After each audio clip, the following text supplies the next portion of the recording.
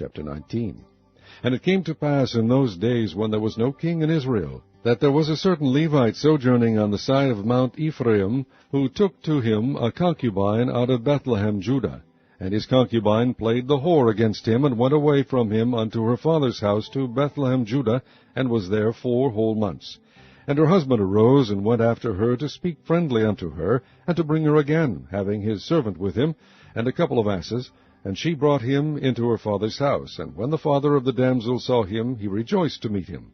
And his father-in-law, the damsel's father, retained him, and he abode with him 3 days. So they did eat and drink, and lodge there. And it came to pass on the 4th day, when they arose early in the morning, that he rose up to depart. And the damsel's father said unto his son-in-law, Comfort thine heart with a morsel of bread, and afterward go your way. And they sat down, and did eat and drink both of them together. For the damsel's father had said unto the man, Be content, I pray thee, and tarry all night, and let thine heart be merry. And when the man rose up to depart, his father-in-law urged him. Therefore he lodged there again. And he arose early in the morning on the 5th day to depart. And the damsel's father said, Comfort thine heart, I pray thee. And they tarried until afternoon, and they did eat both of them.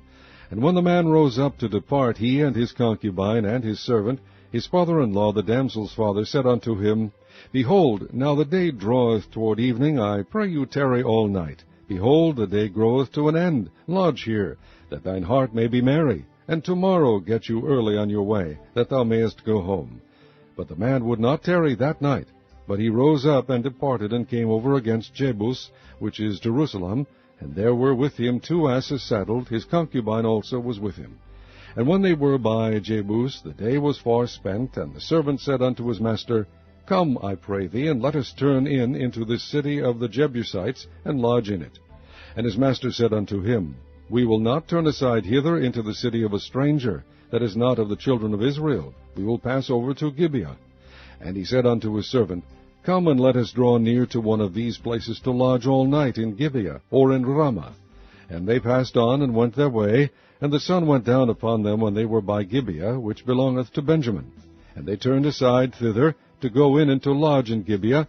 And when he went in, he sat down in a street of the city, for there was no man that took them into his house to lodging.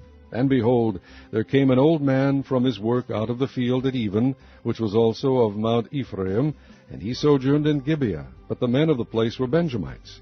And when he had lifted up his eyes, he saw a wayfaring man in the street of the city. And the old man said, Whither goest thou, and whence comest thou? And he said unto him, We are passing from Bethlehem, Judah, toward the side of Mount Ephraim. From thence am I, and I went to Bethlehem, Judah, but I am now going to the house of the Lord, and there is no man that receiveth me to house. Yet there is both straw and provender for our asses, and there is bread and wine also for me, and for thy handmaid, and for the young man which is with thy servants. There is no want of anything. And the old man said, Peace be with thee. Howsoever, let all thy wants lie upon me, only lodge not in the street. So we brought him into his house, and gave provender unto the asses, and they washed their feet, and did eat and drink. Now as they were making their hearts merry, behold, the men of the city, certain sons of Belial, beset the house round about, and beat at the door, and spake to the master of the house, the old man, saying, Bring forth the man that came into thine house, that we may know him. And the man, the master of the house, went out unto them, and said unto them, Nay, my brethren, nay, I pray you, do not so wickedly. Seeing that this man is come into mine house, do not this folly. Behold, here is my daughter, a maiden, and his concubine. Them I will bring out now, and humble ye them, and do with them what seemeth good unto you. But unto this man do not so vile a thing.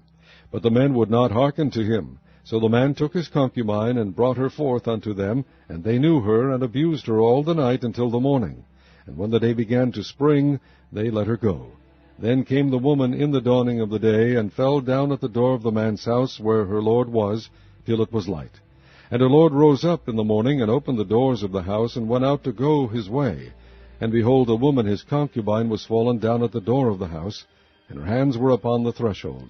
And he said unto her, Up, and let us be going. But none answered. Then the man took her up upon an ass, and the man rose up, and gat him unto his place. And when he was come into his house, he took a knife, and laid hold on his concubine, and divided her, together with her bones, into 12 pieces, and sent her into all the coasts of Israel. And it was so that all that saw it said, There was no such deed done nor seen from the day that the children of Israel came up out of the land of Egypt unto this day. Consider it, take advice, and speak your minds.